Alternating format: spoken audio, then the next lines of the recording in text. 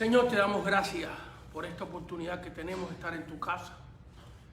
Señor, imploramos tu bendición, tu misericordia sobre nuestras vidas. Te pedimos por favor que nos uses en esta noche. Que seas tú el que hable a través de nosotros, Padre. Que podamos ser de bendición a alguien. Que tu palabra, Señor, salga ungida con tu presencia. Que alguien se sane hoy. Que alguien se salve aceptándote a ti, Señor Jesús, como su Señor y Salvador. Y ayúdanos en este momento a predicar tu santa y gloriosa palabra. Y a ti damos toda la gloria y toda la honra en el nombre de Cristo Jesús. Amén, amén y amén. Buenas noches a todos los que nos ven. Buenas noches a los estudiantes que se han dado cita acá en la iglesia. Estamos en el Centro Internacional de Oración de Montebello, California. Montebello, para esos que nos están viendo en otros lugares, es una de las ciudades del área de Los Ángeles. Así que ya estamos a punto de empezar la clase. Simplemente quiero mandar un saludo a todas esas personas que tan bondadosamente nos han mandado una ofrenda de amor, que nos permite esa ofrenda seguir adelante. Nos hemos consagrado tiempo completo para el ministerio de Dios. Y esos que cooperan, que nos ayudan, algunas personas nos han mandado $10, $5, 20, 30, 40 y otros nos han mandado más. Y agradecemos mucho ese esfuerzo. Así que gracias, una vez más gracias. También usted puede mandarnos sus preguntas a través de la clase. Cualquier cosa que le venga a su mente, escríbanoslo. Tenemos aquí pendientes, hermanos, la hermana Margie, su esposo Raúl, siervos de Dios, que están aquí listos para ver sus saludos. Y por favor, si nos escribe algo, déjanos saber de qué país, de qué lugar, dónde está. Eso nos ayuda a saber a dónde estamos llegando. Y que Dios les bendiga en esta noche. Bueno, esta noche vamos a continuar la clase de donde quedó el jueves pasado. Así que estamos estudiando acerca de la trayectoria de la gloria de Dios. Cómo Dios, su presencia se fue manifestando en lugares. Aunque hablamos en la clase pasada un poco de Moisés, cuando bajó del monte y su rostro resplandecía, pero nos estamos enfocando en lugares, en el tabernáculo, en el templo. Las próximas clases voy a dar unas clases acerca de cómo la gloria de Dios se movió en personas. Pero hoy estamos con el tema del tabernáculo. Bueno, lo hemos empezado hace un tiempo para acá y hemos estado dando clases de introducción de lo que es la gloria de Dios, de lo que es el edificio, sin mucho detalle. Ya los detalles de los muebles y de la arquitectura del tabernáculo, las medidas de las tablas, la altura, la anchura, los materiales, todo eso lo hemos hablado de una manera un poco simplística, pero en las próximas clases ya nos vamos a meter más ahí. Así que hoy nos vamos a concentrar otra vez en la continuación de cómo la gloria de Dios fue presente en ciertos lugares, ciertas situaciones, ciertas ocasiones. Nos quedamos en la clase pasada cómo la gloria de Dios llenó el tabernáculo. Así que empecemos un poquitito más atrás, un pasito más atrás, en Éxodo capítulo 13, y vamos a leer el versículo 21 y 22. Y aquí vamos a ver cómo cuando el pueblo de Israel, en el año 1500 antes de Cristo, salió después de 430 años de esclavitud. Llevaban 430 años de esclavos. Y cuando salen de Egipto, salieron, dice la Biblia, con mano poderosa. Y el faraón quería que Moisés dejara atrás, primeramente le dijo, deja a las mujeres y los niños, Él dijo, no, ellos son parte del culto, de la alabanza. Deja a los ancianos. Sería un buen tema para en estos tiempos, ¿no? Que se nos están diciendo que las personas mayores son las que más pueden contraer el virus.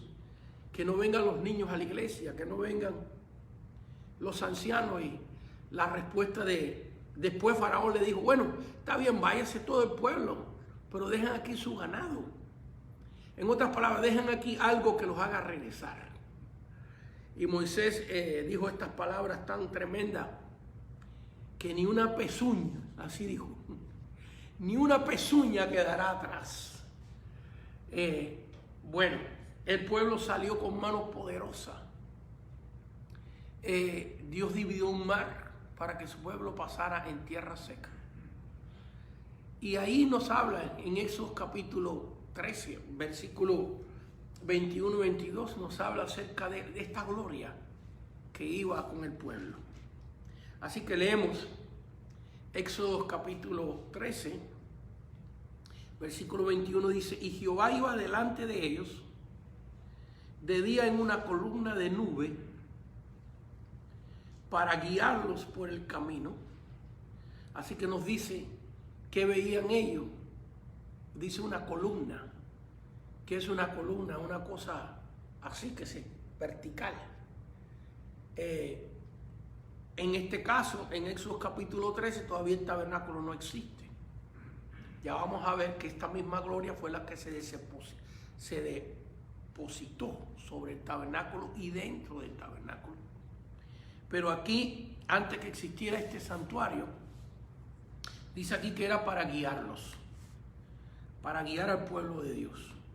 Vaya que esto está tremendo, porque esto nos indica que Dios está interesado en guiarnos.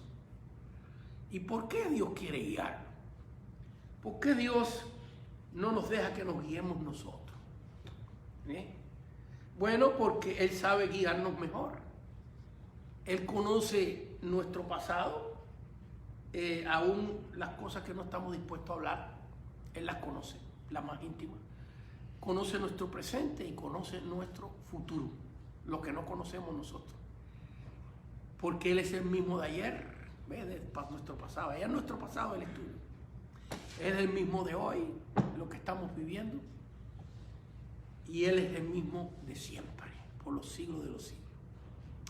Así que Él conoce para dónde vamos y nos quiere guiar. Dejémonos pues guiar. ¿Por qué somos tan rebeldes? A ver, lo voy a decir de una manera más, no tan elegante. ¿Por qué somos tan cabezones nosotros? Testarudos. Que no nos dejemos guiar por Dios. Dios está hablándole a alguien en este momento. Y el Señor te está diciendo, déjate guiar. No pelees tanto. No pelees tanto contra las circunstancias ni contra Dios. Déjate guiar. Que aun cuando las cosas parecen malas y opuestas a nosotros, si Dios nos está guiando, vamos a ver su gloria. Fíjense que guiándolos los encerró. Si vemos geográficamente el camino que el pueblo de Israel toma de la tierra de Gosén, bueno, había un camino que iba desde Egipto por toda la tierra santa hasta Persia. Era un camino que llevaba miles de años la gente transitando. Y el tiempo que tomaba, cuando máximo, por despacito que fuera, desde donde ellos estaban en la tierra de Gosén, en Egipto, hasta la tierra de Canaán, en ese camino, en esa carretera, que era una de las grandes carreteras de aquellos tiempos, tomaba de 2 a 3 semanas. Sin embargo, les tomó 40 años llegar. Y Dios los lleva a una manera, cuando lo vemos geográficamente, tal parece que Dios deliberadamente los llevó a una encerronada.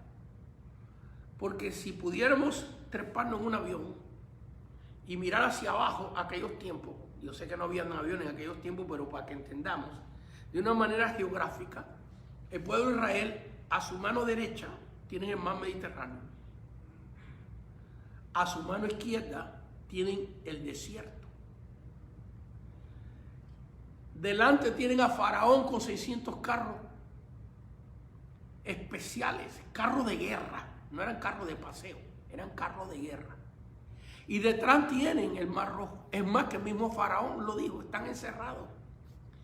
Y era Dios el que los estaba guiando con esta columna, esta nube de día y columna de fuego de noche. ¿Ves? Hay veces que Dios nos pone en una situación donde pensamos que estamos encerrados. Pensamos que no hay salida. Pero es que Él se quiere glorificar en lo imposible. En esa situación tuya, yo cuando miro para atrás de mi vida y me ha tocado situaciones muy duras, muy difíciles, y no le estoy exagerando, enfermedades, pérdidas económicas, donde hubo una etapa en mi vida donde perdí absolutamente todo lo que tenía, todo. Cuando digo todo, ni siquiera entrada tenía. Y ahora cuando miro para atrás, yo digo, Señor, gracias, porque me llevaste por ese camino.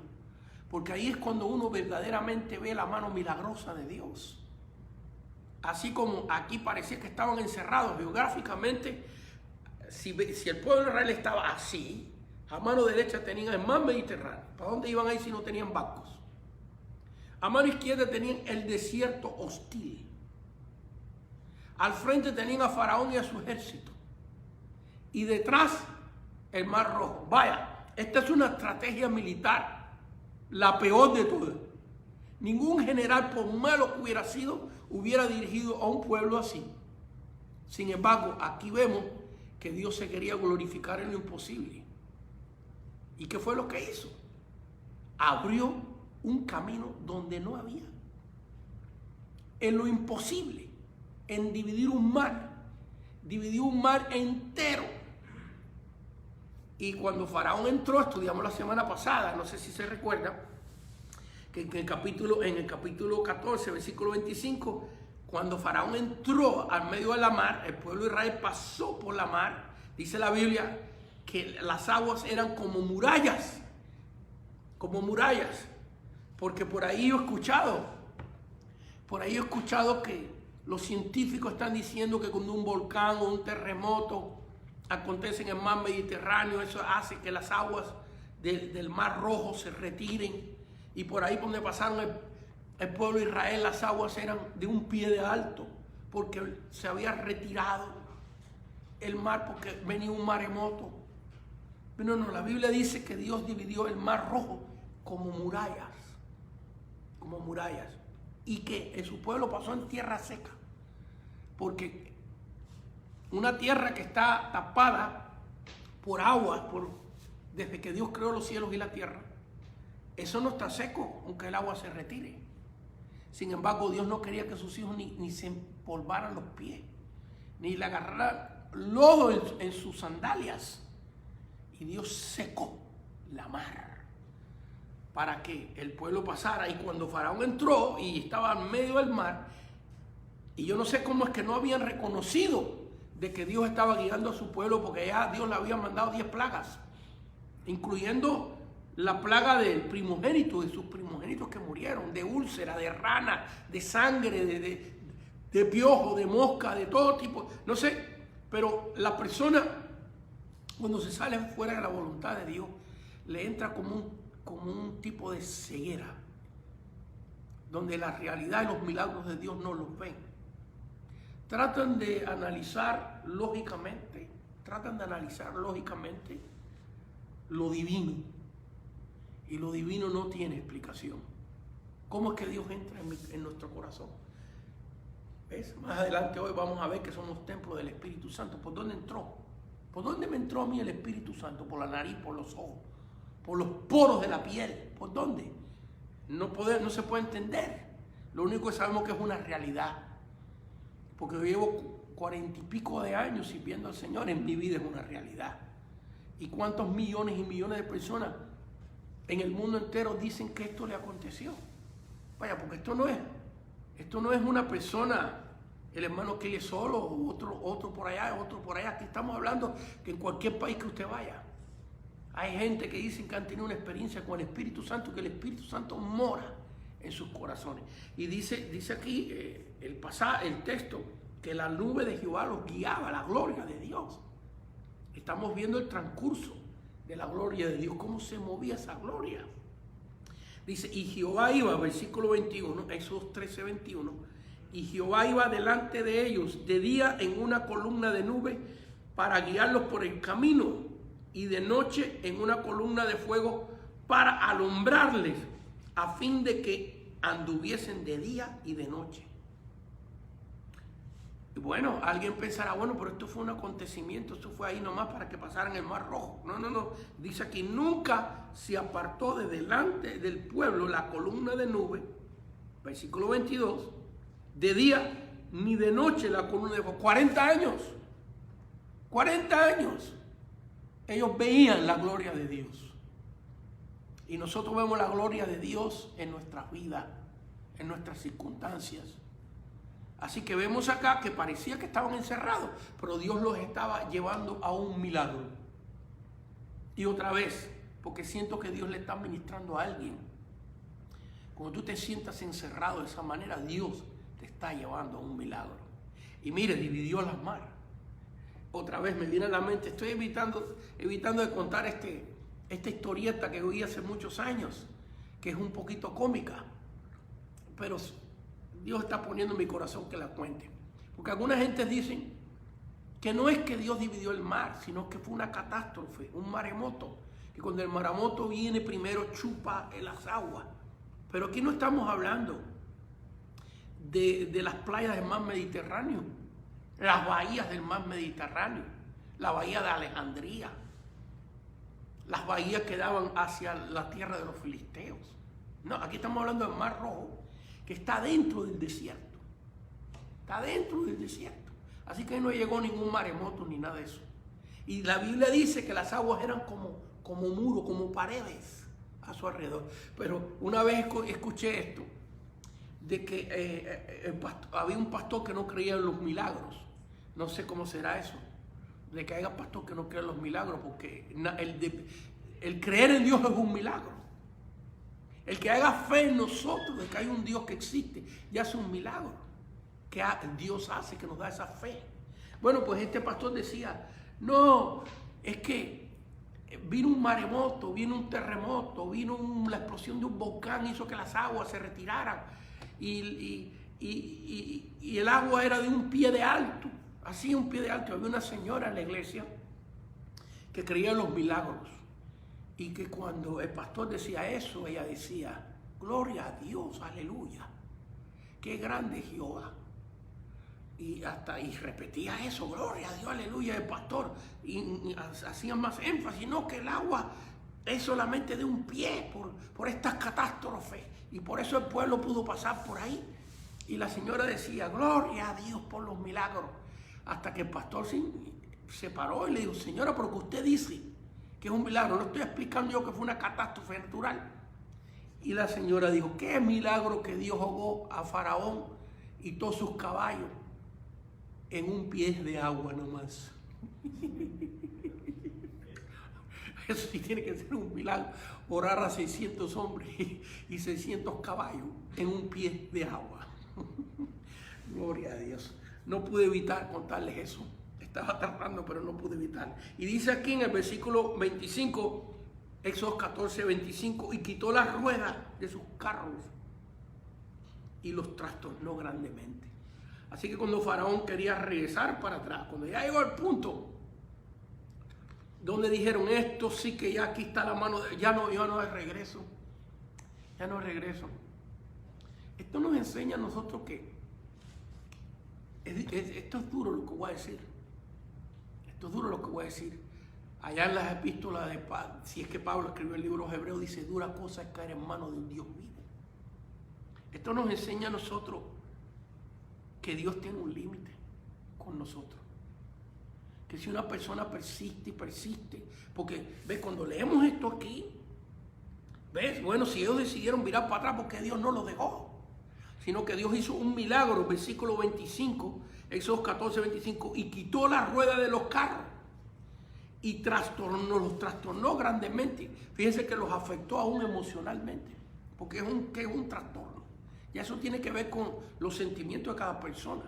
Así que Dios le quitó la rueda a los carros para que no pudieran mirar para atrás y luego los trastornó mentalmente. Entonces los egipcios dijeron, huyamos delante de Israel porque Jehová pelea por ellos contra los egipcios. Y de repente Dios dejó regresarse a las aguas del Mar Rojo porque ya su pueblo había cruzado y murió toda esta gente allí. Perecieron. Qué tremendo. Tremendo milagro que Dios, es más que cuando el pueblo se encontró cercado por el mar Mediterráneo, el desierto y el Mar Rojo atrás, cuando el pueblo se sintió encerrado así y Faraón delante, el pueblo dijeron, nos sacó Dios para destruirnos. Fíjense, pensaba que Dios los estaba guiando a la destrucción y Dios los estaba llevando a la victoria.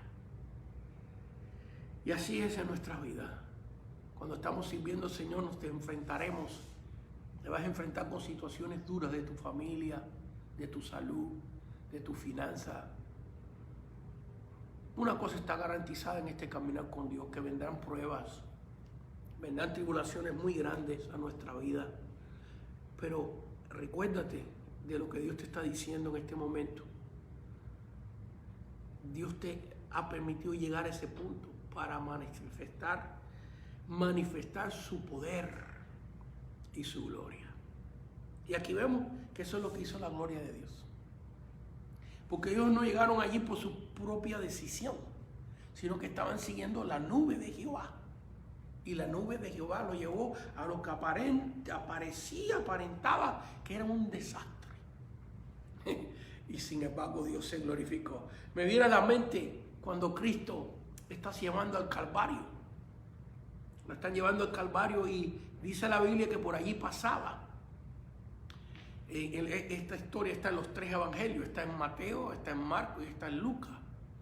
Dice que pasaba por allí yo lo voy a llamar un negrito, porque dice que era de Cirene, y en aquellos tiempos Cirene esta es parte de África. Y este negrito dice que Simón de Cirene pasaba por allí mientras que llevaban a Cristo al Calvario. Y aparentemente ya el Señor no podía cargar la cruz porque lo obligaron a él a cargar la cruz. Él iba por ahí de curioso, no era parte del motín, no era parte de los que gritaban. No era parte de los que estaban condenando al Señor. Sino dice, es más, que es bien enfático. Los evangelios dicen que pasaba por ahí. Dice un tal Simón de Cirene. Al decir un tal Simón de Cirene, ni era conocido. Ya después fue que se supo su nombre. Los romanos no podían ponerle la cruz a un judío arriba, porque era la víspera de la Pascua. Se supone que eran más o menos una hora antes de las 9, porque a las 9 fue crucificado. Y la Pascua, la fiesta más solemne del pueblo de israelita, empezaba ese viernes a las 6 de la tarde. Así que no podían ponerle la cruz a un israelita, pues era un problema eso. Tampoco se le iban a poner a un romano, a un soldado romano. Pues ¿qué hicieron? Pues trataron de buscar a alguien. ¿Y qué vio el centurión? Pues vio al señor Simón de Cirene, de raza negra, y dijo, bueno, este ni es judío ni es romano. Y dice que le obligaron y le pusieron la cruz encima. El libro de Lucas, al final por allá de los capítulos 20 y tantos del libro de Lucas, dice que lo obligaron y le pusieron la cruz encima. Vaya, que no fue una acción de él. Él no se brindó de voluntario, como muchas veces he visto muchos dramas yo de la crucifixión y siempre ponen a Simón de Cirene como un voluntario, como uno que se ofrece para ayudar a Jesús a cargar la cruz. Obviamente que si los romanos obligan a una persona a llevar la cruz es porque Cristo ya no podía cargarla. La tradición dice que cayó 3 veces. No sabemos si cayó 3 o 4, pero cayó suficiente bajo el peso de la cruz. Se nos olvida que este es Jesús, que es Emmanuel, Dios con nosotros, Dios encarnado. Se nos olvida de que también tenía una humanidad igual que la nuestra, que hereda de María. Y toda la noche recibiendo bofetadas, cañazos en la cabeza, puñetazos, dice la Biblia, azotado 3 veces. Ya llegó un momento que físicamente no podía cargar con su cruz. Entonces la pusieron sobre a este señor y lo obligaron. Solo me puedo imaginar yo cómo este hombre se sentía en ese momento. Cómo este hombre se sentía en ese momento de que él pasaba por allí. Cuando prediqué de este pasaje hace muchos años, le titulé El Curioso, porque pasó de allí de curioso. Y de repente se encuentra en medio de una multitud gritando, mátenlo, asesínalo, hablando así contra Cristo. Es un falso profeta, es lo peor. Y luego 2 ladrones y él se encuentra en medio de todo eso. Sin embargo, me imagino que después, porque la Biblia nos habla en el libro de Marcos, que sus 2 hijos, Alejandro y Rufo, Marcos los menciona por nombre, considerando que Marcos escribe 30 y pico años después de la cruz, y menciona el nombre de sus hijos. Eso quiere decir que eran conocidos en la iglesia. Esto nos indica a nosotros que hubo una conversión, no solamente de Simón de Cirene, sino de sus hijos. Y en la lista de ministros, en el libro de Romanos, capítulo 16, porque le estoy hablando ahorita de memoria, el Señor me está trayendo esto. Y hemos aprendido que por mucho que nos preparemos y por muchas notas que tengamos, hemos aprendido que hay que hablar lo que el Espíritu Santo nos pone en nuestros labios. Porque eso es lo que va a ser una bendición en tu vida. Y bueno, en el libro de Romanos capítulo 16, donde está la lista de los ministros que Pablo menciona a uno de los hijos de Simón de Cirene como un ministro de Dios. Así que yo me imagino que cuando Simón de Cirene se encuentra cercado como el pueblo de Israel por el mar, el océano, pudiéramos decir, el mar Mediterráneo, no es un océano, pero el mar Mediterráneo, el mar Rojo detrás, el desierto y el enemigo. Quizás pudiéramos mencionar brevemente las tipologías de esto, que es un desierto, un lugar de pruebas, de tribulaciones. ¿Tú te sientas así? A tu mano izquierda tienen las pruebas y las tribulaciones. Y el mar, que es un tipo, la Biblia dice que es un tipo de multitudes, de muchedumbre. ¿Tienes gente? ¿Tienes gente que te sientes acorralado? Mira, mar atrás, mar aquí.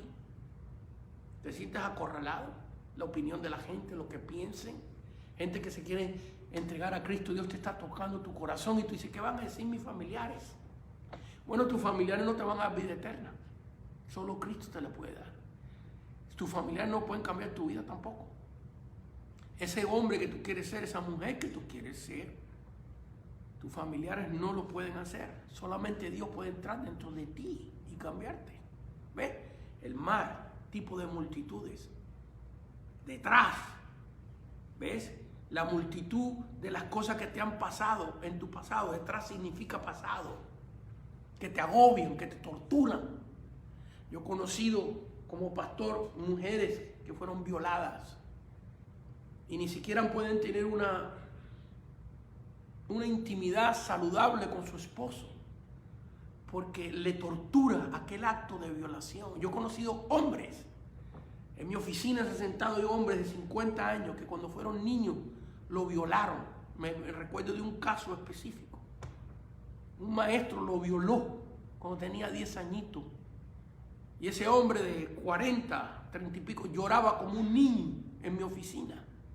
Porque todavía lo torturaba. Mira el pasado, lo que hicieron las multitudes del pasado. Gente que me está viendo, tristemente, que ha pasado un divorcio. Que por causa de eso tus hijos no viven contigo. Traiciones, engaños, multitud del pasado. Atrás, una tipología, una representación espiritual. Multitudes del presente. Este mar, aquí, a la mano derecha. Los problemas, las situaciones, el desierto.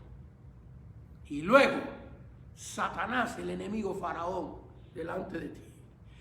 Y tal parece que estás encerrado. como Simón de Sirene. Mira, todos los soldados, la gente gritando, crucifíquenle, mátanle, síguele, y de repente el que pasaba por ahí se encuentra con una cruz arriba en medio de este ambiente hostil, pensando que era su último día, y resulta ser que fue el día que conoció al Señor y que cambió su vida y cambió la vida de sus hijos. En algunas encrucijadas de estas que Dios permite, porque la nube nos lleva, nos guió el mismo Dios hacia ahí, aún sin darnos de cuenta, pensamos que es el fin de nuestra vida, el fin de todo. Sin embargo, es un nuevo camino, es una oportunidad gloriosa que no podemos ver, pero que Dios va a abrir y glorificar su santo nombre en nuestra vida. ¿Cuántas veces Dios me ha permitido el honor? Claro, que cuando uno está pasando por eso, uno no piensa en honor. Uno piensa en el dolor, en la tristeza, en todo lo que está alrededor de uno agobiándolo. Pero ya después que pasa y uno mira para atrás y uno ve como Dios se glorificó. Entonces aprendemos de cuando estas cosas nos vienen a nuestra vida, hay una victoria encerrada. Dios no me ha permitido ni siquiera entrar en mis notas porque alguien necesita esto. No me deja Dios dentro de mí, no me deja moverme en tantas notas y tantos versículos que tengo aquí. Porque Dios te está ministrando a ti, a ti. ¡Wow! Bueno, aquí vemos la nube de Dios como guiaba a este pueblo. 40 años lo guió. Porque el caminar con Dios no es cuestión de 2 meses, es toda una vida, es un pacto que hacemos eterno. Y ahora nos vamos a Éxodo capítulo 40. Vamos a ver esta gloria cayó sobre el pueblo, sobre el monte Sinaí. En la clase pasada hablamos de eso, me lo estoy saltando hoy, porque siento que ya hablamos suficiente de eso. Y ahora vamos a cómo el tabernáculo, este santuario, edificado por el pueblo de Israel en el desierto. En capítulo 25, brevemente, quédese ahí en el capítulo 40 de su Biblia, quédese ahí, pero el capítulo 25, versículo 8. Aprovecho para aclarar esto porque en muchas clases atrás estuve diciendo capítulo 24, versículo 8, pero no es capítulo 25, versículo 8, Éxodo 25, 8. Y harán un santuario para mí y habitaré en medio de ellos. Así que este tabernáculo, así lo menciona la Biblia, lo menciona con esa terminología, pero es un santuario portátil que Dios mandó a hacer al pueblo de Israel, porque Dios quiere que tengamos un santuario. Dios quiere que tengamos un lugar donde congregar, donde aprender su palabra. Por eso Él ha puesto en su iglesia pastores y maestros y profetas y apóstoles, y Dios ha puesto para enseñarnos, guiarnos. Y ahora vemos aquí la inauguración de este edificio que tomó 2 años. Era un edificio portátil porque la nube de Jehová, como hemos leído, guiaba a este pueblo de día y de noche camino a la Tierra Santa. Entonces, cuando llegaba el momento de acampar, ellos armaban este santuario. Y la nube de Jehová, la gloria de Dios, cayó sobre este santuario. Aquí lo vemos en Éxodo 40, versículos 34, 35 y 38. Éxodo 40, versículo 34. Entonces, una nube cubrió el tabernáculo de reunión y la gloria de Jehová llenó el tabernáculo. Así que vemos aquí que este lugar fue lleno de la gloria de Dios. Y dice, no podía entrar Moisés no podía entrar en el tabernáculo de reunión porque la nube estaba sobre él. Esta misma nube que lo guiaba inundó el tabernáculo, inundó el lugar santísimo, el lugar santo. Pues el tabernáculo estaba dividido en estas 2 secciones, lugar santísimo y lugar santo. En las próximas clases vamos a entrar en mucho detalle ahí, de los muebles, de los colores, de las cortinas, todo lo que simboliza todo esto. Pero queríamos primeramente dar varias clases acerca de lo que era la gloria de Dios. Porque es que mire, lo importante de este santuario Y lo importante del pueblo de Israel salir de Egipto era que la gloria de Dios lo guiaba. Eso era lo importante, si no hubieran perecido. Y lo importante de este santuario es que la gloria de Dios habitaba allí. Porque si no, hermano, no es santuario. Hoy en día estamos viendo que muchos santuarios lo que la gente se reúne a jugar bingo. Muchos santuarios se han convertido en lugares sociales y las iglesias tienen que, nos reunimos también para socializar, para habitar con los hermanos, como dice la palabra del Señor. Dice que es hermoso y deleitoso en uno de los salmos, juntarnos con los hermanos. Pero lo más importante es que la gloria de Dios esté ahí. Si la presencia de Dios no está en la predicación, no está en la alabanza, ¿ves? La predicación sale seca. No trae salvación. Hay iglesias donde no hay un bautismo, donde no hay una conversión, donde cuando el grupo de alabanza toca muy bonito, pero no se siente la gloria de Dios. Lo importante es que se sienta la presencia de Dios, que en su casa, en su santuario, Dios escogió estos lugares donde ahí también está la presencia de Dios, porque hoy en día creemos que la presencia de Dios mora en nosotros. Para allá vamos en un ratito, pero también mora en lugares donde están sus hijos. A mí que me ha tocado visitar tantos, bueno, gracias Señor por haberme permitido visitar tantos países, haber predicado en tantos lugares. Gracias Señor, la gloria es para Él.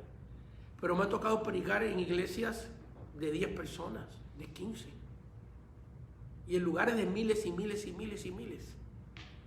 Y yo he entrado en iglesias chiquititas de 10, 15 personas, y de que usted pisa ese lugar, de que usted entra por la puerta para adentro, se siente la presencia de Dios.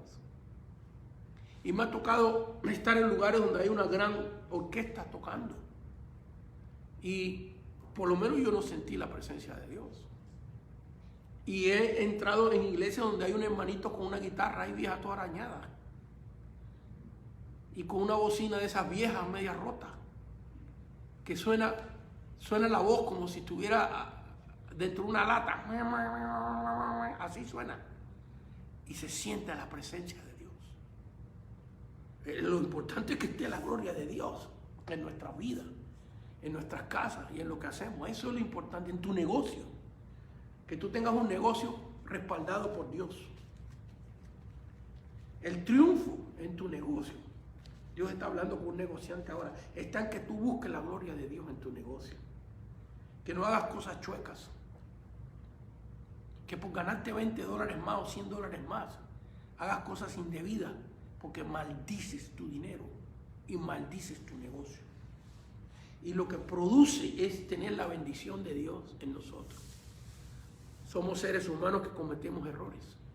Ay, si he pensado, hasta les dije a los estudiantes que quería hacer una serie de clases de contar testimonios personales míos, de experiencias que he tenido con Dios, yo, y de errores y fallos que he cometido en la vida. Una serie de estudios. Vamos a ver más adelante cuando termine con esto. Yo no sé qué tiempo me tomaría. Tuviera que dar como yo creo que casi 100 estudios de lo que hemos pasado en la vida. Pero ¿sabes qué? Lo importante no es los errores. Lo importante es aprender de ellos. Y levantarte, sacudirte. Y decir, bueno, como dicen los hermanos de México acá, la regué.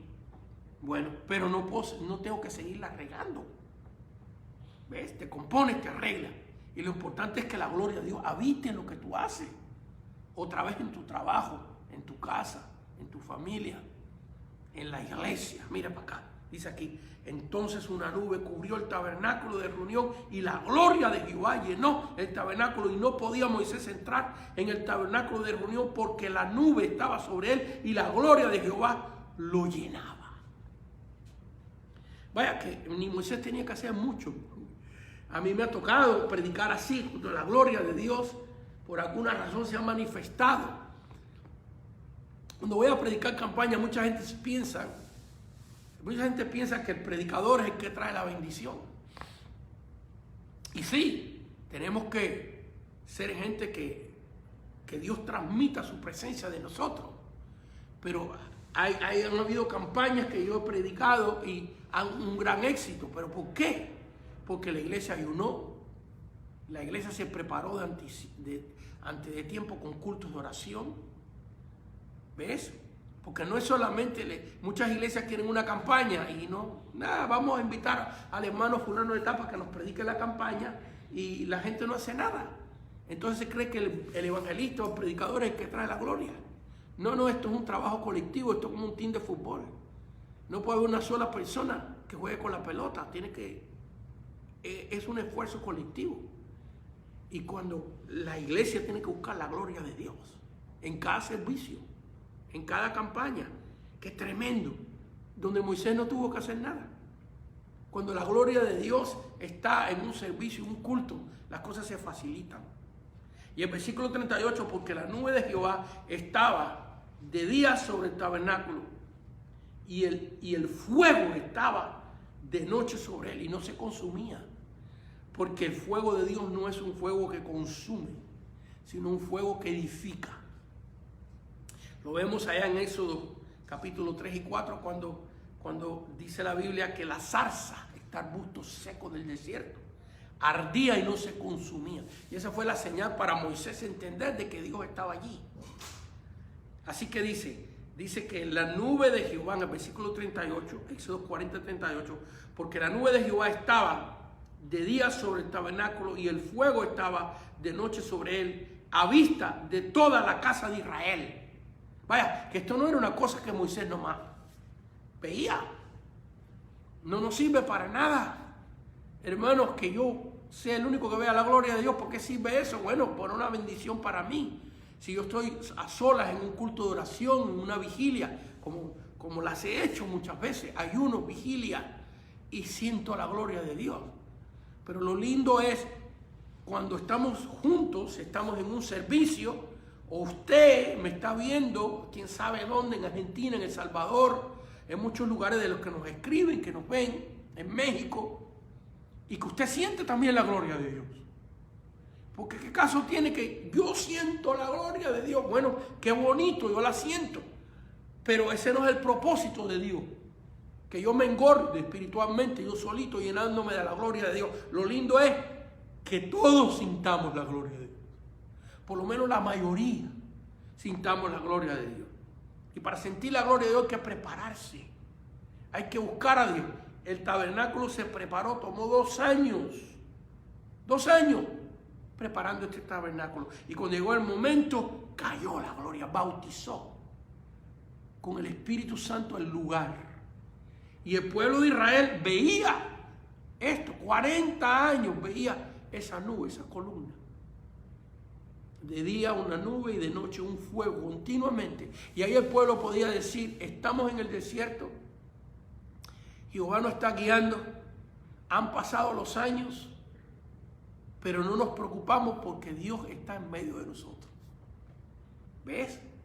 Cuando ellos veían la nube y veían la nube de día y de la columna de fuego de noche, ellos decían, Dios está con nosotros. No nos vamos a preocupar. Qué tremendo. Bueno, así que aquí vemos cómo Dios llenó este tabernáculo y eso era lo importante. Que el lugar tuviera la gloria de Dios. Ahora nos vamos a Crónicas.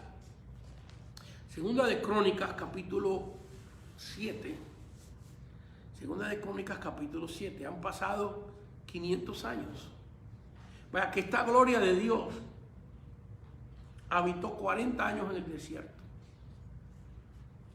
Y después habitaba internamente. No tenemos registro de que la nube y que la columna de fuego estuviera sobre el tabernáculo una vez que entraron a la tierra prometida. El tabernáculo estaba allí. La gloria de Dios estaba en el tabernáculo, pero no tenemos ningún registro de que ese fuego y esa nube se viera permanentemente. Esa nube y ese fuego sobre el tabernáculo se manifestó ocasionalmente, de vez en cuando. Una vez que entraron a la tierra, dice la Biblia que por 40 años comieron maná, pan del cielo. Dios les mandaba pan todos los días. Bueno, vamos a decir de lunes a viernes, porque el sábado no. El viernes tenían que levantar doble, porque el sábado era el día de adorar a Dios en el Antiguo Testamento bajo la ley. Bueno, pero la Biblia dice bien claro que cuando entraron a la tierra prometida, cuando pisaron ya la propiedad que Dios le dio, paró el maná. El pan que caía del cielo paró, porque ya habían entrado a su propiedad y ahora en el desierto ellos no podían sembrar porque iban de camino. Y en el desierto no se podía sembrar, aunque Dios podía haber hecho un milagro, porque fíjense que le sacaba agua de una peña, de una roca. Y hay un misterio ahí, porque ellos iban caminando, que llevaban la peña, dice el libro, el Nuevo Testamento, que la roca les seguía y que la roca era Cristo. Entonces, no dice que donde quiera que ellos acampaban, Moisés oraba y Dios sacaba agua de cualquier piedra que había allí, sino que los términos son singular. Dice la peña de Oré, la roca, singular, única. Y si llevaban 40 años caminando, no iban a caminar 4 días para allá para ir a cierto Sinaí, para ir a la peña de Oré, a tomar agua para atrás y caminar 10 días para un lado y virar para atrás para tomar agua. No, la roca les seguía, dice la Biblia en el Nuevo Testamento. Y que esta roca es Cristo, es un símbolo de Cristo. ¿Por qué? Porque Jesús lo dijo. El que cree en mí, como dice la Escritura, de su interior correrán ríos de agua viva. Él es la fuente de agua viva. Su Espíritu Santo, la presencia de Dios, esta gloria de Dios. Así que vemos acá que esta roca le seguía. Es un misterio, no sabemos cómo. Si la ponían en un carro así como o si la cargaban de alguna manera, o si simplemente Dios hacía que apareciera. No sabemos. Es un misterio. Pero la cosa es que de esa roca tomaban agua 40 años. Y fíjense cuánta agua tiene que dar, porque estamos hablando de algunos estimados de 2 a 3 millones de personas. Y en un desierto, aún en un lugar que no sea desierto, necesitamos tomar agua por lo menos 3 veces al día. Y luego hace falta agua para lavar la ropa, y hace falta agua para los animales que iban con ellos. Todo esto, ¿de dónde salía? Esa roca era continuamente dando agua. Porque Cristo da agua siempre. Siempre hay bendición cuando tú te acercas a Cristo. Cristo, desde que fue crucificado y aún antes cuando estuvo encarnado, siempre dio agua de vida. Y hasta el día de hoy, todo el que se acerca a esta roca puede beber. Puede beber de la fuente espiritual, de la bendición de Dios. Así que una vez que ellos entran a la tierra, así como cesó el maná y cesó el agua de la roca, también cesó la columna de nube y de fuego sobre el tabernáculo de una manera permanente. Pero esa gloria ahora habitaba en el lugar santísimo. Esa presencia de Dios, esa chequina, esa esencia de Dios, ahora habitaba dentro del tabernáculo. Ya no se veía la columna en el día ni de fuego.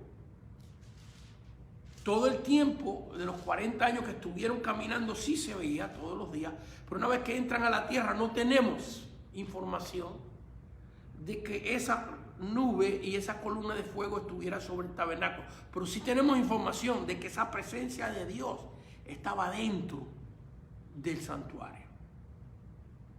Porque fíjense que cuando 2 hijos de Aarón prepararon un ungüento que no era la química, no era la solución que Dios le había dado a Aarón, sino que dijeron, nada, estamos cansados de preparar eso, así vamos a preparar otra. Y trataron de ofrecer a Dios un ungüento diferente. Allí en ese tabernáculo, la gloria de Dios salió y los mató a los 2. Así que allí habitaba esa gloria, allí habitaba esa presencia, en ese tabernáculo. Y más adelante, en el templo de Salomón, cuando el rey Usías quiso hacer algo parecido, Era un hombre temeroso de Dios. Pero la Biblia dice que Dios lo prosperó y lo bendijo tanto. Hay que tener cuidado con la bendición y la prosperidad, porque se te puede subir por la cabeza. Y a Uzías le pasó eso. A Uzías le pasó eso. Él se le fue para la cabeza esa gloria. Si lo quiere leer, enseguida le voy a dar el pasaje bíblico. Aquí estoy tratando de pensar dónde que está en el libro de Crónicas. Sé que está en el libro de Reyes de Crónicas. Pero el rey Uzías vino con un incenciario. Él no era sacerdote. Los sacerdotes eran los hijos de Leví. Y como él le había ido tan bien y Dios lo había respaldado, se creyó que podía hacer de todo. Y se metió en el templo con un incensario a brindar incienso. Incienso a Dios cuando a él no le tocaba ese ministerio. A él no le tocaba ese ministerio. Y dice la Biblia que salió y quedó leproso instantáneamente. Está en Segunda de Crónicas capítulo 26, si lo quiere leer. Segunda de Crónicas capítulo 26, del versículo 16 al 21. Y en el caso de los hijos de Aarón, está en Levíticos capítulo 10, versículo 1 y 2. Quisieron ofrecer fuego extraño y salió de esa gloria, de ese tabernáculo, y los consumió. Y luego en el templo, que es lo que vamos a leer ahora, después del tabernáculo, el tabernáculo se construyó 1500 antes de Cristo y el templo de Salomón más o menos 1000 años antes de Cristo. Así que 500 años después que se inauguró el templo, y por allá los tiempos del rey Uzías, como he dicho en Segunda de Crónicas capítulo 26, del versículo 16 en adelante, Uzías trató de traer un incienso a Dios. Fíjense, su intención a lo mejor eran buenas, pero se olvidó que Dios había dado una ley, un mandamiento. Eso es igual que los que quieren acercarse a Dios por los ídolos. ¿Ves? Como una persona dice, bueno, yo creo en Jehová Dios Padre, en Cristo y en el Espíritu Santo, pero ¿sabes qué? Voy a pedirle a Dios Padre a través de San Judas Tadeo, o a través de la caridad del cobre, o a través de San Lázaro. ¿Dónde está eso en la Biblia? ¿Dónde Dios ha dicho que tú puedes acercarte a Él a través de otro? Tú no te puedes acercar a través de otro. Alguna gente dice, no, pero fíjese, así como aquí tú le pides a un hermano que ore por ti. Bueno, eso sí está en la Biblia. Pero lo otro es idolatría. La Biblia dice que tú no necesitas a nadie. Que Cristo, eso fue lo que María nos enseñó. Mucha gente dice, no, ustedes los evangélicos no creen en María. Nosotros hasta cierto punto creemos más en María que los marianos. Porque nosotros creemos en María como ella dice en su palabra. Como ella dice en su palabra. En las bodas de Canaán, cuando aquella gente vinieron a María, ¿qué dijo María? La gente vinieron a ella. Ella dijo, vayan a Él. Eso es lo que nos enseñó María. Vamos a Él, a Cristo.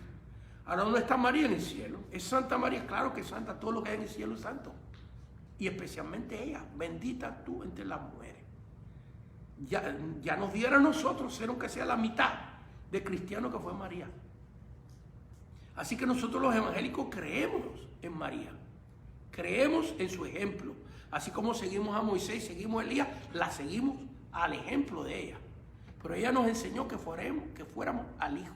Entonces hay gente que se quiere acercar a Dios, pero violando la misma palabra de Dios. Tú no te puedes acercar a Dios a través de ídolos.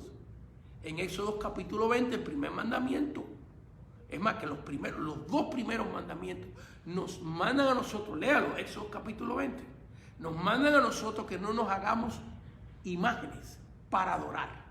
Porque una cosa es que usted tenga un cuadro en su casa, pero si tú te doblas delante de ese cuadro para pedirle ese cuadro que interceda por ti, ve, ya tú estás cometiendo una idolatría.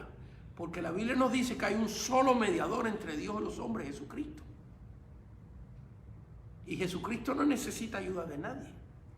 Él es el Dios encarnado y ahora está sentado a la diestra de Dios Padre glorificado.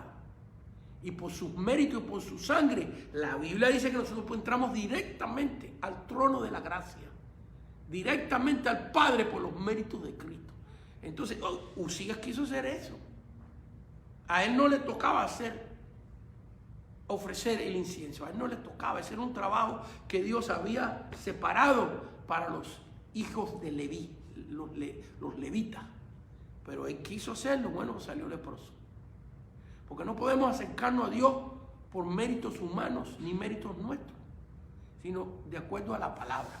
Si vamos a usar nuestro esfuerzo humano, nuestra energía para acercarnos a Dios, tiene que ir esa energía sujeta a la palabra de Dios. No inventarnos cualquier cosa. No es que por aquí se apareció un ángel. Por aquí se apareció una imagen que nos dijo que fuéramos de rodillas 3 bloques hasta que te sangre la rodilla. Y que le pidas a San Juan y San esto y San el otro. Usted sabe, cuando Juan en el libro Apocalipsis se arrodilló delante de un ángel para pedirle un ángel, en el capítulo 19 de Apocalipsis, ¿sabe lo que le dijo al ángel? Levántate, yo soy un siervo de Dios igual que tú, adora a Dios, adora a Dios. Así que vemos aquí en Hechos capítulo 10, cuando Pedro, que mucha gente adora a Pedro, mucha gente lo adora, dice que fue el primer papa de Roma. Bueno, mucha gente lo adoran a él. Cuando Pedro llegó a casa de Cornelio, un centurión romano, para predicarle el evangelio, Cornelio vino y se postró a los pies de Pedro.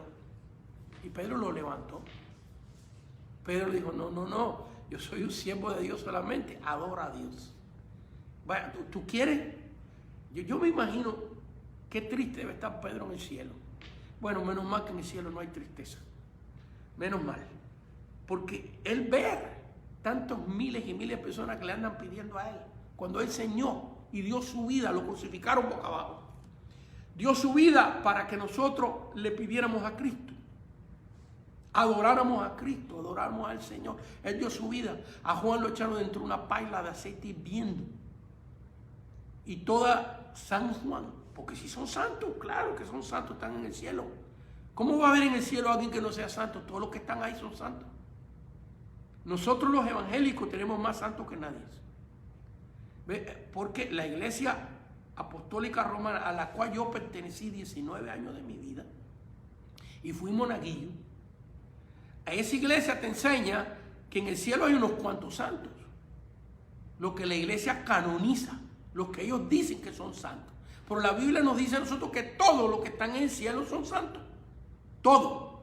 Si una hermana que vendía tamales y llegó hasta el segundo grado porque la vida no le permitió avanzar, pero era una mujer de Dios y una mujer que luchó vendiendo tamales para mantener a sus hijos, y pasaron los años y le llegó el momento de morir. Bueno, está en el cielo. La tamalera está en el cielo y es santa ahora. Porque todos los que estamos en el cielo son santos. Así que nosotros los evangélicos tenemos más santos que nadie. Porque nosotros creemos que todos los que están en el cielo son santos. Y es más, que la Biblia dice que los que están aquí en la tierra en Cristo por fe también son santos. Léalos en las epístolas de Juan. A los santos de Corintios. Oiga, y cuando vemos la vida de los corintios, nos quedamos un poco admirados. Y Pablo dice que eran santos. Así que tenemos santos aquí, tenemos santos allá, tenemos más santos que nadie. Nosotros. Pero nosotros no le pedimos a ninguno. Porque Pedro, Juan, María nos enseñaron a nosotros que nosotros pidiéramos a Dios y pidiéramos a Cristo. Así que esto no es un acto de rebeldía. Esto no es que nosotros, vamos a protestar, y por eso nos pusieron protestantes, porque nos pusieron protestantes en el año 1500 porque protestamos contra lo que estaba contra la palabra de Dios. No somos protestantes, nosotros somos evangélicos. Así que no es que ustedes son rebeldes. No, nosotros no somos rebeldes a la palabra de Dios. Los que se inventan dogmas y doctrinas humanas que no están en la palabra de Dios, esos son los rebeldes. Esos son los rebeldes. Nosotros no. Nosotros queremos sujetarnos a la palabra de Dios. Y si hay algo que yo estoy haciendo que no está en la palabra de Dios, que Dios me lo aclare, porque yo quiero hacer lo que está en esta palabra. No lo que alguien se inventó, que vio una revelación, que vio esto y que vio aquello. Otros que vieron el ángel Moroni, que les dio unas tablas.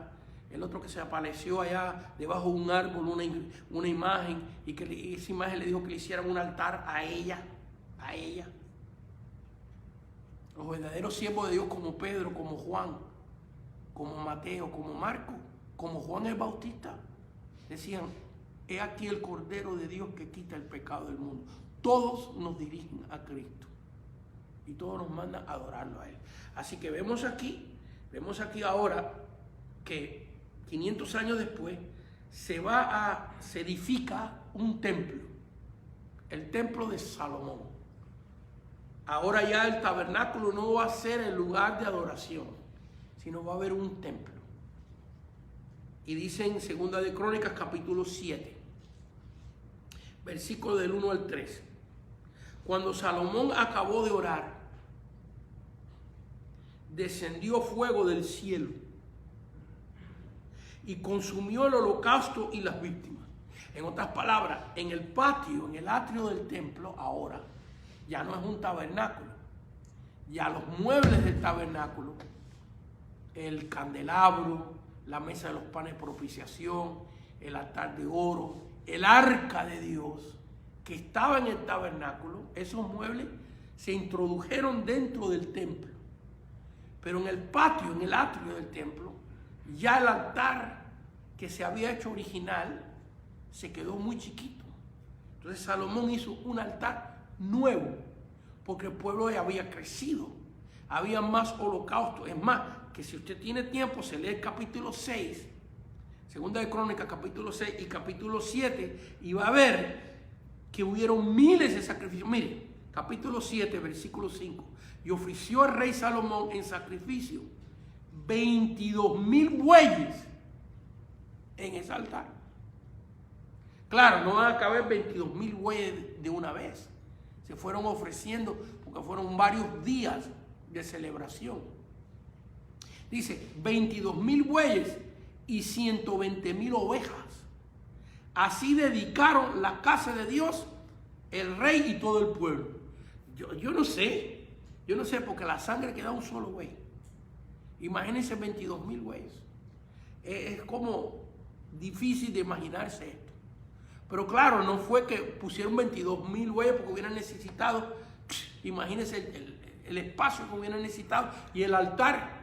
No, sino que se ponían varios a la misma vez. Entonces ya Salomón construyó un altar de bronce en el patio superior en tamaño, no en bendición, porque mira, aquí lo dice el versículo 1, capítulo 7, 2 de Crónicas 1. Cuando Salomón acabó de orar, descendió fuego del cielo y consumió el holocausto y las víctimas. Así que está aquí en plural, víctimas. Era un altar más grande, mucho más grande, que está allá en el atrio. Este es un altar de bronce. El altar de oro que está dentro del lugar santo era un altar más pequeño para ofrecer incienso, y ese fue el original. El que se construyó 600 años, 500 años atrás en el tabernáculo, el original. Los muebles de adentro del templo eran los originales, pero los de afuera, la fuente donde se lavaban los sacerdotes, y el altar de bronce ya fueron construidos por Salomón, bajo la dirección de Dios, por supuesto, pero eran muchísimo más grandes. Y dice aquí, 2 de Crónicas 7:1, cuando Salomón acabó de orar, descendió fuego del cielo y consumió el holocausto y las víctimas, y la gloria de Jehová llenó la casa. Y no podían entrar los sacerdotes en la casa de Jehová, porque la gloria de Jehová había llenado la casa de Jehová. Así que otra vez, este edificio del templo, dice la Biblia, que cuando lo fueron a edificar, las piedras que habían hecho en la cantera eran tan precisas que dice que no se levantaron cincel ni martillo. Vinieron precisamente para que una cupiera al lado de la otra, de una manera increíble. Y este era un templo con cedro hecho por los artistas con más conocimiento, madera finísima, fabuloso, precioso el templo. Una de las maravillas del mundo antiguo, el templo que Salomón edificó para Dios.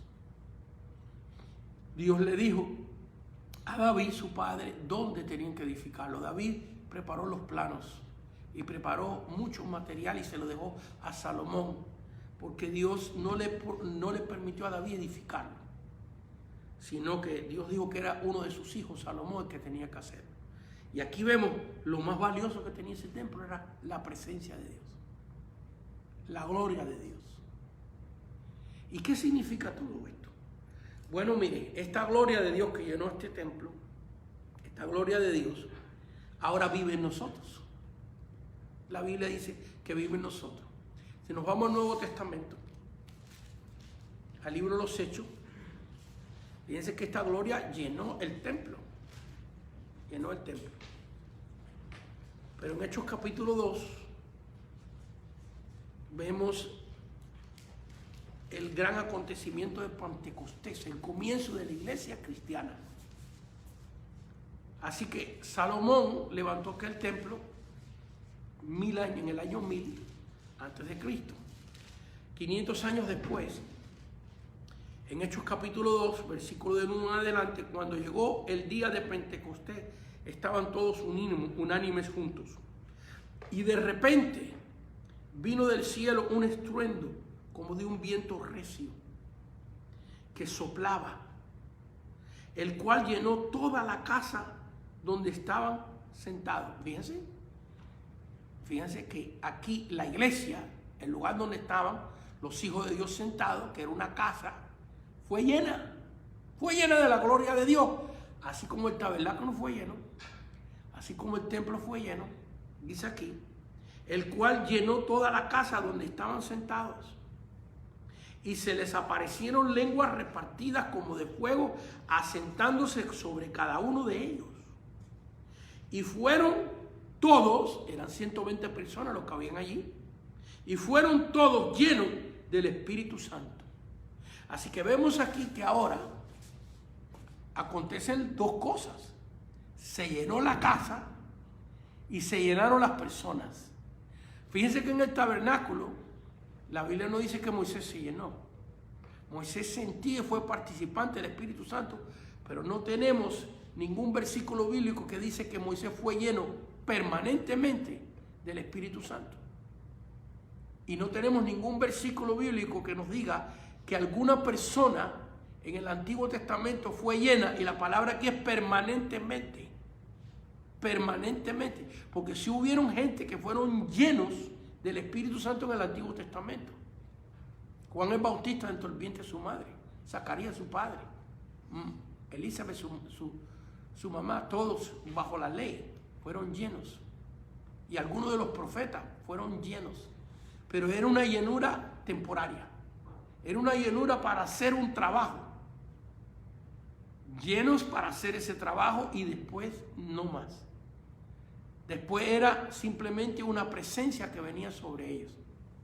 Cuando Moisés bajó del monte, que estudiamos en la clase pasada, su rostro resplandecía de la gloria de Dios. Pero una cosa externa, lo vemos externa.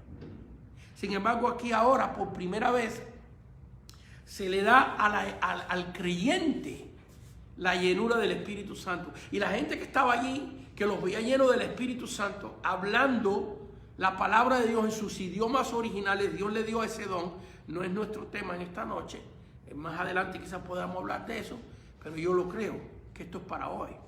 A mí Dios me dio el don de lengua. Yo hace 40 y pico años atrás, cuando fui bautizado y lleno con el Espíritu Santo. Y hasta el día de hoy, todos los días, yo cuando oro, muchas veces oro en español, después en inglés y después en lenguas. Así.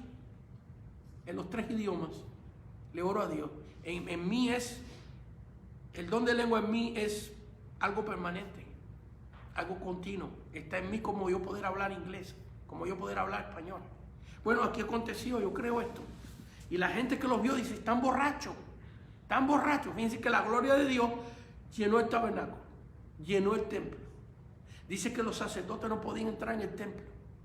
Ahora voy a regresar allí brevemente. Otra vez, igualito, Moisés no podía entrar en el tabernáculo, porque cuando la gloria de Dios está trabajando, lo humano sobra. Lo humano sobra. Dios lo puede hacer mejor que nosotros. Así que vemos aquí que la gloria de Dios llenó la casa y los llenó a ellos, a los 120. Y los que estaban allí dijeron, están borrachos. Y Pedro le dice que no. Pedro le dice, no, son las 9 de la mañana, nosotros no estamos borrachos. Y luego les aclara Pedro en el versículo 16, mas esto es dicho por el profeta Joel. El profeta Joel había profetizado esto que aconteció aquí 500 años antes de Cristo, de que llegaría un momento de cuando los hombres serían llenos del Espíritu Santo. Y si en los postreros días dice Dios, derramaré de mi Espíritu Santo sobre toda carne. Sobre toda carne. ¿Y cuál es el requisito? Versículo 21. Y todo aquel que invocare el nombre del Señor será salvo. Así que todo el que invoca el nombre del Señor, por supuesto con fe, no es nada más una cosa audible, así hablar nomás. Es invocación. Fíjense que la palabra in significa para adentro. Vaya, es una fe interna. Es una alabanza que aunque se oiga, tiene que ser interna para que tenga valor para Dios. Vaya, porque hay gente que canta por entretenerse. Hay gente que canta un corito por entretenerse. Pero esto tiene que salir del alma, de las entrañas. Dice, todo aquel que invocare, es una palabra compuesta de boca y in, de adentro, que tiene que salir lo que está pronunciando nuestros labios, tiene que salir del alma, del corazón, de lo que está dentro de nosotros, tiene que ser una fe genuina. Ah, bueno, pues entonces, si eso es así, en los postreros días dice Dios, ¿lo dijo quién? No lo dice la iglesia, no lo dicen ni los bautistas, ni los pentecostales, ni los metodistas, ni los presbiterianos, etcétera, etcétera, etcétera. No lo dice Dios. Esto es una promesa de Dios, 500 años antes de Cristo. Y en los postreros días dice Dios, derramaré de mi Espíritu Santo sobre toda carne. Sobre toda carne. Que hay una promesa de Dios que por primera vez, ahora bajo los méritos de Cristo, nosotros podemos ser la casa del Espíritu Santo. Pero eso no quiere decir que nuestros santuarios no se llenen también de la gloria de Dios, porque aquí lo dice, el cual llenó toda la casa, Hechos 2, versículo 2, el cual llenó toda la casa donde estaban sentados. Y de repente vino del cielo un estruendo como de un viento recio que soplaba, el cual llenó toda la casa donde estaban sentados. ¿Y qué era este viento recio? El Espíritu Santo. Así que llenó el lugar y los llenó a ellos. Las dos cosas. Porque la presencia de Dios también habita en los lugares. Habita en las casas de los hijos de Dios. Habita en los negocios dedicados a Dios. Por eso nosotros los evangélicos, los cristianos, cuando ponemos un negocio, cuando nos mudamos para una casa, una de las cosas que hacemos es tener un culto de dedicación. En ese negocio, antes que se venda un apiste, antes que se venda nada, nosotros dedicamos el lugar. Por eso nosotros también tomamos nuestros hijos y no los bautizamos, porque la Biblia dice que el bautismo tiene que ser después que una persona voluntariamente acepte a Cristo y se arrepienta de sus pecados. Pero la Biblia nos enseña que tomemos nuestros niños y los dedicamos a Dios, los presentamos a Dios, los bendecimos.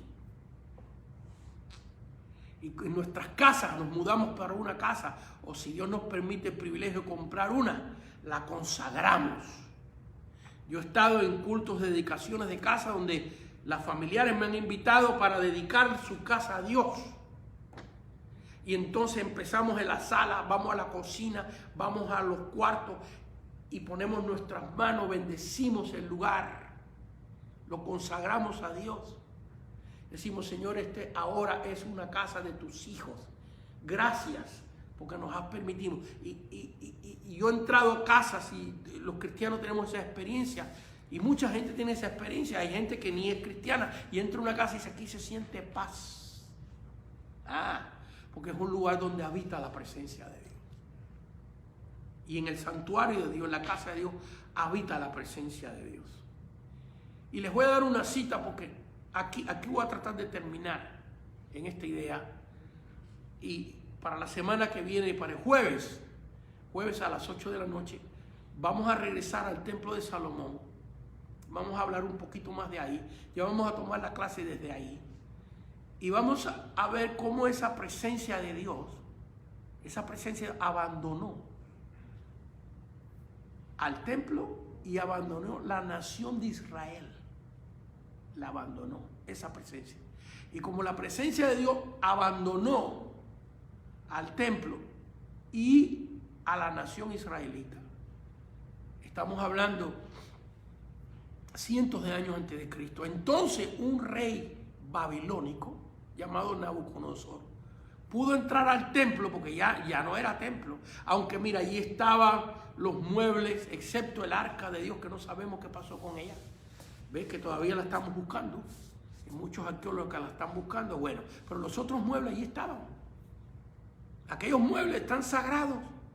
Aquel lugar donde los hijos de Aarón, por ofrecer un incienso extraño, los consumió fuego de Dios. Y el rey Usías salió leproso por atreverse a hacer algo que no debería haber hecho dentro de la casa de Dios. Ahora ese lugar, Nabucodonosor entró, cuenta la historia, la Biblia no nos da este detalle, pero cuentan los libros históricos israelitas, judíos, que Nabucodonosor o su general entró hasta con un caballo dentro del templo. ¿Y por qué lo podemos dudar si da lo mismo? Porque un caballo no es lo que trae la inmundicia la traemos nosotros los seres humanos. Y Nabucodonosor era un idólatra que adoraba el sol, que adoraba demonios. Sin embargo, ahora entró al templo de Dios y se llevó todos los muebles y derritieron el bronce y quemaron la casa de Dios y destruyeron la ciudad y se llevaron al pueblo de Israel cautivo a Babilonia. ¿Por qué? Porque abandonó, la gloria de Dios abandonó ese lugar. Y se los doy de tarea, porque la semana que viene, ahí sí que quiero entrar. No me atrevo a entrar ahí ahorita, porque no es un tema para darlo en 10 minutos, que nos faltan 10 minutitos para terminar. Pero si lo quieren leer, mira, léase la razón por qué la gloria de Dios se fue, está en Ezequiel capítulo 8. La razón por qué la gloria de Dios se fue del templo y del país está en el capítulo 8 de Ezequiel. Y lo que dice ahí, el pueblo de Israel llevaba muchos años haciéndolo ya. Va una desobediencia, una abominación contra Dios. Y luego en el capítulo 10 y el capítulo 11, usted lo puede leer como tarea, la gloria de Dios salió del templo. Se fue. Y se fue de la nación. Y entonces Nabucodonosor vino, la invadió y se llevó al pueblo de Dios esclavo. Y mató miles y miles. Dice la Biblia que no tuvo misericordia ni de mujeres, ni de niños, ni de ancianos. Aquí estamos hablando de un pueblo donde la gloria de Dios los guiaba, donde la gloria de Dios estaba sobre ellos. ¿Qué cuidado tenemos que tener? Porque es verdad que es una bendición conocer a Dios, pero la Biblia dice que Dios no puede ser burlado. Y que tenemos que ver las cosas de Dios con agradecimiento. Bueno, la semana que viene, ahí vamos a empezar, desde el templo de Salomón hacia esa dirección. Pero ahora, lo que vemos aquí, que esa gloria que guió al pueblo de Israel, esa gloria que vimos en la clase pasada, en Éxodo 19 y en Éxodo 20, que sacudió el monte Sinaí, una montaña se sacudía cuando esta gloria cayó sobre ella. Esta gloria que hizo que el rostro de Moisés, cuando descendió con las tablas de los 10 mandamientos, su rostro resplandecía. Esta gloria que vio Isaías en el capítulo 6 de Isaías, que Jehová estaba sentado y sus faldas llenaban el templo, lo dice así. Esta gloria ahora vive en nosotros. Aquí en Pentecostés empieza el principio. Y vemos en el libro de los Hechos que hay 7 experiencias con el Espíritu Santo donde la gente fueron llenas del Espíritu Santo. Se las digo rapidito, si las quieren notar, las quieren estudiar. Hechos capítulo 2, la primera.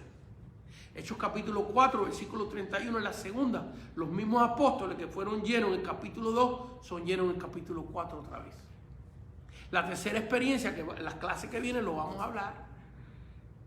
La tercera experiencia la vemos en Hechos capítulo 8. Los samaritanos fueron llenos del Espíritu Santo. La cuarta experiencia la vemos en capítulo 8 también, un eunuco, que dice la Biblia que cuando salió del bautismo, donde Felipe lo bautizó, salió gozoso con la experiencia del Espíritu Santo. La próxima experiencia, la quinta, es Saulo de Tarso en Hechos capítulo 9. Dice la Biblia que fue lleno del Espíritu Santo. La sexta, vemos a Cornelio en Hechos capítulo 10, que un centurión romano ahora fue bautizado y lleno con el Espíritu Santo. Y la séptima está en Hechos capítulo 19, donde discípulos en la ciudad de Éfeso también recibieron el Espíritu Santo. Ahí están las 7 experiencias del Espíritu Santo en el libro de los Hechos. Cada una diferente, cada una distinta. Pero aquí vemos que aquí empieza en Hechos capítulo 2. Y ya les dije cómo salió esa gloria allá en Ezequiel capítulo 8, 10 y 11. Estúdienla. Pero esa gloria ahora cayó sobre la iglesia. Y está en los santuarios, en las casas de los hijos de Dios y sobre todo en nuestras vidas. 1 Corintios capítulo 3, y ya estoy casi terminando. 1 Corintios capítulo 3, versículo 16. 1 Corintios capítulo 3, versículo 16. Dice, ¿y no sabéis que sois templo de Dios? Y que el Espíritu de Dios mora. Ahí está la clave. Porque el Espíritu de Dios siempre ha actuado y siempre actuará. Mucha gente piensa que en la gran tribulación el Espíritu Santo no va a obrar. Es verdad que cuando el rapto de la iglesia venga, a la iglesia será arrebatada, que es donde mora el Espíritu Santo, dentro de las vidas de nosotros. La iglesia será arrebatada. Ahora en la gran tribulación el Espíritu Santo va a obrar de una manera diferente que ahora. Vaya, que esta es la única dispensación, el único tiempo donde el Espíritu Santo mora en las vidas permanentemente. Porque lo dice aquí, ¿no sabéis que sois templo de Dios y que el Espíritu de Dios mora en vosotros, dentro de nosotros? Vaya, que esto nunca aconteció. Cuando vemos en el Antiguo Testamento cómo operaba el Espíritu Santo en los diferentes pactos, en la inocencia, en la conciencia, en el gobierno humano, en la promesa, en la ley, los 5 pactos antes de la gracia, el Espíritu Santo siempre obró, pero de manera diferente. En la ley sobre las personas y las poca gente que fueron bautizadas con el Espíritu Santo, en la ley y en las otras dispensaciones, era temporariamente, era para un evento, para una situación. Por eso los profetas, usted va a notar que cuando hablan, que recibían palabra de Jehová, que venía el Espíritu Santo sobre ellos, lo documentaban. Y decían, en el día tal, en el mes tal, en el año tal, de rey tal, vino a mí palabra de Jehová. Porque era una cosa singular, era una cosa especial. No es como ahora. Nosotros estamos bien mal criados. Porque esa gloria vive en nosotros, permanentemente. La intención de Dios, tú decides. Tú decides si tú quieres ser un canal tupido. Allá en el Caribe dice tupido. Si tú quieres ser un canal tupido o quieres ser un canal que fluya la gloria de Dios, tú decides. Dios dice en la Biblia que no da el Espíritu por medida, sino que derrama el Espíritu sobre nosotros. Juan capítulo 7. Y termino con esto. Juan capítulo 7. Si tienes preguntas, por favor, escríbanos, déjanoslas saber. Ya estamos a punto de terminar. Ya han pasado 1 hora y 25 minutos. Faltan 5 minutitos y ya voy a terminar. Juan capítulo 7, versículo 37. Esa gloria que llenó el tabernáculo, que llenó el monte Sinaí. Esa presencia de Dios que llenó el templo de Salomón, que los sacerdotes ni podían entrar. Porque la gloria era una cosa tremenda. Y cuando esa gloria sí está actuando, pasan cosas gloriosas. Esa misma gloria ahora mora en nosotros. Dice Juan capítulo 7, versículo 37. En el último día y gran día de la fiesta, Jesús, este Jesús, profetizando algo que iba a venir. Dice, se puso en pie y alzó la voz diciendo, si alguno tiene sed, venga a mí y beba. Así que el requisito para tú recibir el bautismo, la llenura del Espíritu Santo, es ir a Jesús y beber de Él. ¿Qué significa eso? Significa creer en lo que Él predicó, comer la palabra de Dios, comer la doctrina de Cristo. Dice, si alguno, ya aquí no es para Israel, ya aquí no es para Jeremías, ni para Isaías, ni para Moisés. Aquí es si alguno, ya el que quiera. Dice, si alguno tiene sed de Dios, venga a mí y beba. ¿Tienes sed? Ven a Cristo, recíbalo en tu corazón como tu Señor y Salvador. En un momentito voy a hacer una oración para ayudarte. ¿Qué más dice aquí? Dice, el que cree en mí, otra vez se refiere a Él, ¿ves? Como dice la Escritura, de su interior, de acá adentro. ¿Ves? La llenura, el bautismo del Espíritu Santo. De su interior correrán ríos de agua viva. Y alguien dirá, ¿qué significa esto? Bueno, la misma Biblia te lo explica. Míralo aquí en el versículo 39. Esto dijo del Espíritu que habían de recibir los que creyesen en Él. Ya no son los levitas, ya no es la tribu de Judá. Ellos también califican si vienen a Él. Porque Pablo era de la tribu de Benjamín, era israelita. Y Jesús era de la tribu de Judá. Y María pensamos que era de la tribu de Judá. Tema para otro día. José era de la tribu de Judá. Vemos aquí que eran israelitas, pero ya no es para ellos. Y en Pentecostés eran israelitas. Y en Hechos capítulo 4, versículo 31, eran israelitas. Pero en Hechos capítulo 8 eran samaritanos, ya eran gentiles. Y en Hechos capítulo 8 el eunuco era de Etiopía, ya era gentil, negrito. Y en Hechos capítulo 10 Cornelio, un centurión, un militar romano, fue lleno del Espíritu Santo. Hechos capítulo 10 versículo 44, léalo en adelante. Y aquí dice, esto dijo del Espíritu que habían, de tiempo futuro, habían de recibir en Pentecostés los que creyesen en Él, pues aún no había venido el Espíritu Santo, porque Jesús no había sido aún glorificado. Pero ¿cómo que no había venido el Espíritu Santo? Si el Espíritu Santo obró en la creación, obró en todos los pactos. ¿Qué quiere decir aquí? Que no había venido de la manera, de esta forma, que Dios lo ofrece a todo el que cree en su Hijo. Por primera vez en la historia, de Pentecostés en adelante, ahora el Espíritu Santo está disponible para los chinos, para los rusos, para los mexicanos, para los argentinos, para todos, todo el que crea en Él. ¿Crees tú en Él? ¿Has recibido el Espíritu Santo? ¿Quieres recibirlo? Es gratis. No te cuesta nada. Nada más de que invitarlo. Tú dices, bueno, Dios sabe que yo lo quiero a Él. No trabaja así. Tienes que invitar a Cristo. El Señor no va a entrar en ninguna vida a no ser que tú lo invites. Hay una diferencia que tú digas, no, fulano de tal mi amigo, él sabe que puede llegar aquí a mi casa cuando él quiera, a que tú lo llames y lo invites. Y le diga, tengo una comida, una cena y mi amigo, yo quiero que tú vengas a pasar este cumpleaños conmigo. Hay una invitación. No es lo mismo decir que venga cuando él quiera, no, porque se puede aparecer cuando tú te estés bañando. Ahora, en el caso de Cristo, esto es una ilustración que me quedo corto con ella, ¿verdad? Pero en el caso de Cristo, Él dijo que el requisito es que tú lo invites. Y si tú lo invitas, Él entrará en tu vida y te limpiará de tus pecados. No trates de limpiarte tú tus pecados porque no vas a poder. Por mucho que te concentres, y trates con tu fuerza mental, no podrás. El pecado te va a vencer siempre.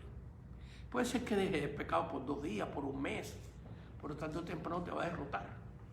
Necesitas a Cristo, que es el único que vence al pecado. ¿Por qué no lo recibes? Por favor. permítame el honor de traerte en esta noche a los pies de Cristo. ¿Quieres hacerlo?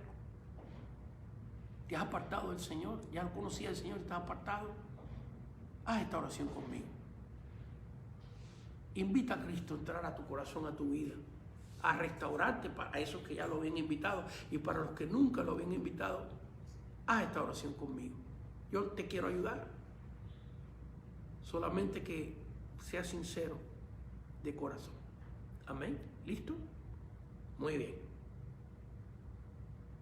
Pues repite conmigo y di así: Señor Jesús, en este momento confieso que soy un pecador y que te necesito a ti. Díselo. Sí, díselo. Señor Jesús, te invito a entrar en mi vida. Te invito a entrar en mi corazón.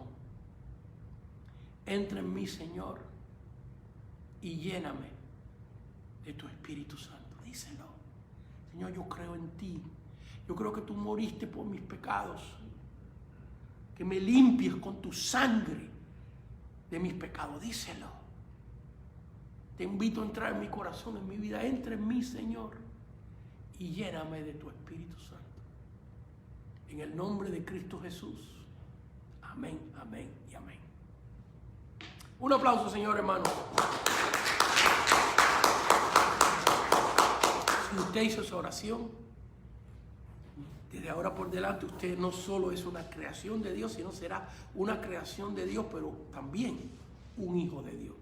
Que Dios les bendiga. Gracias por su tiempo. A ver si hay algunas preguntas. Con mucho gusto voy a tratar de contestarlas y después de eso terminamos. Sí, de Samuel Bonilla desde Los Baños, California. Samuel Bonilla de Los Baños, California. Ya estuve predicando campaña. Hermano, un saludo grande, saludo al pastor, saludo a la iglesia. Hermanos, cuando todo esto pase, espero que me inviten para ir para allá a predicar con ustedes otra vez. A ver. Dice, pastor, ¿dónde empieza la nube de día y la columna de fuego sobre el pueblo? ¿Dónde empieza sobre el pueblo? Empieza en Éxodo capítulo 13, como hemos leído, cuando el pueblo sale de Egipto. Es primera vez que eso empieza, la manifestación de la columna de nube de día y de fuego. Éxodo capítulo 13, versículo 21, como hemos leído. Ahí está, léalo. Luis Andrade desde El Salvador. Luis Andrade, veo que siempre estás pendiente de nuestro programa. Gracias, hermano. Te lo agradecemos mucho que nos concedas tu tiempo. Y vamos a ver desde El Salvador. Luis Andrade, ¿qué pregunta tiene? Dice, ¿por qué se menciona que consumió en el templo los sacrificios y en el Pentecostés no menciona que consumió cosa alguna? ¿Por qué consumió los sacrificios en el templo y en Pentecostés no consumió nada? Bueno, porque en el Antiguo Testamento, para encontrar salvación y perdón de pecado, se requería sacrificios de animales. Y Dios quiso mandar su gloria como contestando de esta manera que Él aceptaba estos holocaustos. Él aceptaba esta ofrenda que se hacía a Él. En Pentecostés no consume nada porque ya fue consumido. Cristo dijo, consumado es, hermano Andrade, en la cruz del Calvario. Allí Él fue consumado, dio su vida, dio su sangre, hasta las ropas le echaron suerte, lo dio todo el Señor, quedó consumado el sacrificio por nosotros. Por lo tanto, en Pentecostés ya no tenía que consumir nada del fuego, sino llenarnos de su gloria. Espero que contesté tu pregunta. Cándido de Reyes. Del Salvador. Un abrazo a El Salvador, esta nación que Dios me ha llevado tantas veces a predicar allá, que siempre está este pueblo en mis oraciones. Dice, nunca he visitado Tierra Santa, pero he oído hermanos que se han ido, que cuando visitaron el monte Sinaí, el monte de los Olivos, por ejemplo, han tenido una experiencia especial en el lugar. ¿Hay presencia de Dios en estos lugares emblemáticos de la historia cristiana o es opción de la persona? Bueno, él está diciendo que en la Tierra Santa él nunca ha ido, pero la gente que han ido han regresado diciendo que hay una presencia de Dios en el sepulcro, en el monte de los Olivos, en el monte Sinaí, en algunos lugares donde el Señor caminó. Y la pregunta es que si la presencia de Dios está allí en estos lugares o es simplemente las personas que van que sienten la unción de Dios? Yo creo que las dos cosas. Yo creo que en estos lugares que Dios caminó, que el Señor caminó, hay una presencia muy especial allí en estos lugares. Y también la puede sentir un corazón que ama a Cristo. Porque mira, la gente que viven allí, que son musulmanes y que son de otra religión, pasan por allí y no sienten nada. Todos los días están allí. Sin embargo, el pueblo de Dios que va, que tiene esa fe en Cristo, también siente la presencia de Dios en estos lugares. Así que sí creo que hay una presencia de lugar muy especial para el que cree. Porque recuérdense que todas estas cosas se manifiestan cuando hay fe. Flor Hernández. Dice, hermano, en este tiempo ¿será que hay congregaciones que ya no tienen la presencia de Dios? Ella pregunta si hay congregaciones que no tienen la presencia de Dios. Bueno, yo he estado en lugares donde no se siente la presencia de Dios, pero lo bueno de esto es que siempre se puede adquirir. Siempre se puede adquirir. Han habido lugares donde la gloria de Dios ha habitado y la gente se han convertido y ha habido prodigios y milagros y después todo eso ha menguado. Tal parece que la gloria se fue. Bueno, el programa que sigue, la clase que sigue del jueves, de 8 a 9 y media de la noche, hora de Los Ángeles, vamos a hablar de eso. ¿Por qué se fue la gloria de Dios en el templo de Jerusalén? Y lo bueno de esto, que cuando en el ministerio sentimos que la presencia de Dios no está habitando en el santuario, no se está moviendo, tenemos la oportunidad de arrepentir, de preguntarnos por qué, y de hacer ayunos y oración, y reunirnos con la gente que quiere la gloria de Dios, y buscar la gloria de Dios, y Dios siempre está dispuesto a honrar a esos que lo buscan a Él. Así que esa es la mejor respuesta que te puedo dar. Sí, es posible que esa presencia, esa gloria se pierda, pero se puede recuperar si hay gente que la quiere recuperar. Richard Oliva desde El Salvador. Richard Oliva desde El Salvador. Dice, ¿el templo actual cuándo empezarán a construir? ¿Habrán adelantos? El templo actual, no actual, en el futuro. En Apocalipsis capítulo 11 la Biblia nos dice que en la gran tribulación, cuando ya el anticristo esté aquí, ya después que la iglesia sea arrebatada, Apocalipsis capítulo 11, los israelitas, el pueblo de Israel, va a reconstruir su templo en Jerusalén. Eso está en la palabra de Dios. Ya en Jerusalén tienen los materiales, tienen el dinero, tienen el orden de los sacerdotes preparados, porque ellos van a edificar su templo para guardar la ley. Vaya, nosotros los cristianos no vamos a ser partícipes de eso, porque para nosotros el Cordero de Dios que quita el pecado del mundo ya fue sacrificado. Nosotros no vamos a guardar la ley. Nosotros ya viviremos siempre con Cristo, y es más, que no seremos nosotros, porque el rapto viene y nos va a llevar los que crean en la gran tribulación. Así que el templo sí se va a reedificar. Ya hay en la Tierra Santa, ya hay hasta una fabricación del templo, digamos, como un ejemplo, como una maqueta de este templo ya está hecho y listo para cuando se pueda poderlo edificar. Esas son todas las preguntas de hoy. Muchas gracias a todos ustedes por su tiempo.